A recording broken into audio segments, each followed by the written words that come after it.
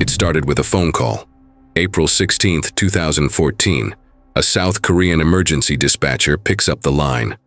On the other end, the trembling voice of a child. The boy whispers, "The ship is tilting. We're sinking." The call came from the MV Sewol, or as it's known to some, the Duran. That ship carried 476 people on board, most of them high school students and their teachers, excitedly traveling to Jeju Island for a field trip. It was supposed to be a day of laughter, selfies, and seaside fun. Instead, it became one of South Korea's darkest days.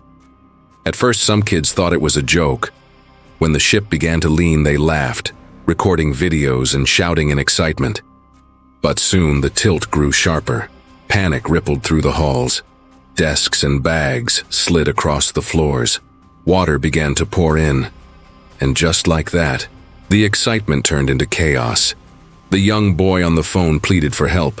The dispatcher asked him to hand the phone to an adult, to the captain. But the captain wasn't there.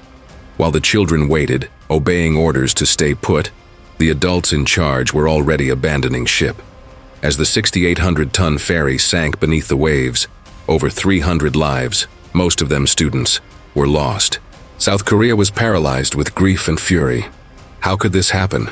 Why were children told to stay in their rooms while the captain and crew escaped first? When investigators began to dig, they uncovered something far worse than human error. The Sewol was illegally overloaded, more than twice its legal limit, and had been modified to carry extra cargo for profit. Greed had turned the ship into a floating coffin. The captain was sentenced to life in prison, but to many South Koreans that wasn't justice, because behind the captain stood something much bigger, the invisible hand of corporate power. The Sewol wasn't just a ship, it was a symptom of a system, one ruled by South Korea's massive family-owned business empires known as chaebols. For decades, these powerful dynasties, families behind Samsung, LG, Hyundai, SK, shaped South Korea's miracle on the Han River. They rebuilt the nation from the ashes of war and turned it into a technological powerhouse.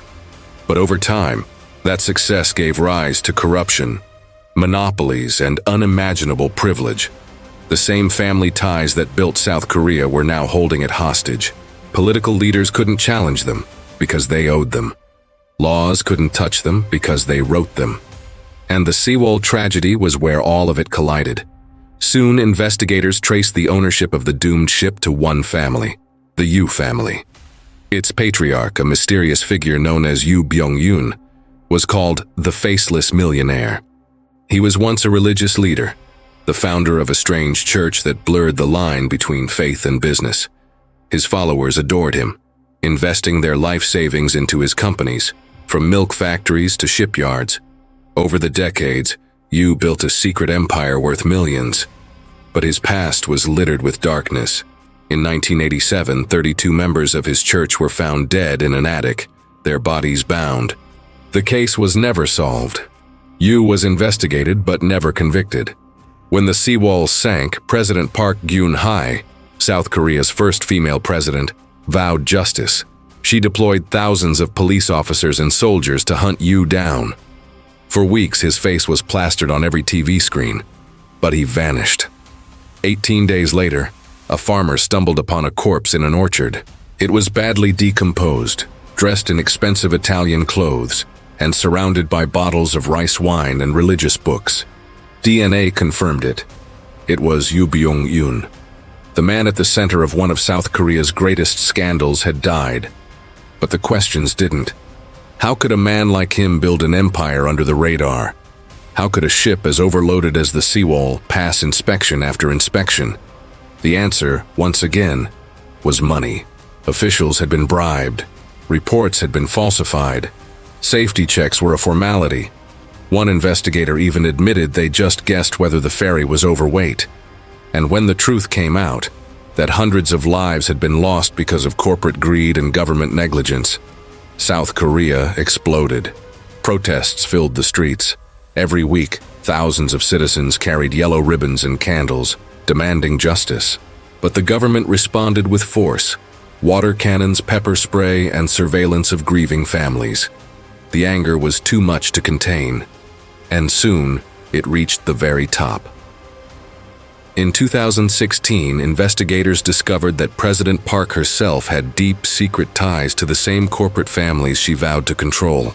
Her administration was accused of taking millions in bribes from Samsung and other conglomerates in exchange for political favors. The revelations ignited one of the biggest corruption scandals in modern history. Samsung donated over $36 million to nonprofits tied to Park's close friend, a woman with no official government position, who secretly influenced national policy. When the truth surfaced, Park Geun-hye became the first South Korean president ever impeached. She was sentenced to 24 years in prison. Samsung's vice chairman, Lee Jae-yong, heir to the Samsung throne, was also convicted of bribery.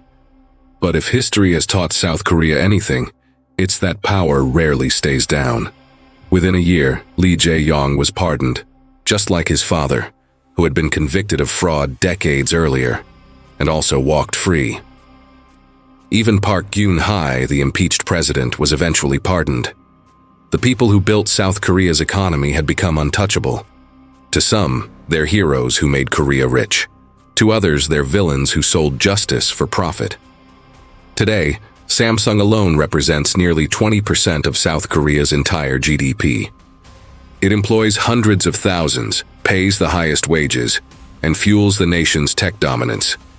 But that also means no one dares to challenge it, because if Samsung falls, the economy could crumble.